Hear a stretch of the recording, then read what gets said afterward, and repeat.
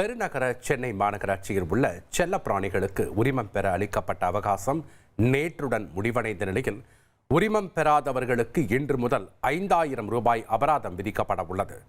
பெருநகர சென்னை மாநகராட்சியில் செல்லப்பிராணிகள் வளர்ப்பை முறைப்படுத்த கடந்த 2023ஆம் ஆண்டு ஆகஸ்ட் மாதம் முதல் செல்லப்பிராணிகளுக்கு உரிமம் வழங்கப்பட்டு வருகிறது. இதுவரை 1,05,556 செல்லப்பிராணிகள் விவரங்கள் பதிவு செய்யப்பட்டு 57,626 செல்லப்பிராணிகளுக்கு உரிமம் வழங்கப்பட்டுள்ளது. நேற்று ஒரு நாள் மட்டும் 2,930 செல்லப்பிராணிகளுக்கு உரிமம் வழங்கப்பட்டது. உரிமம் பெறுவதற்கான அவகாசம் நேற்றுடன் நிறைவடைந்த நிலையில் உரிமம் பெறாதவர்களுக்கு இன்று முதல் 5,000 ரூபாய் அபராதம் விதிக்கப்பட உள்ளது.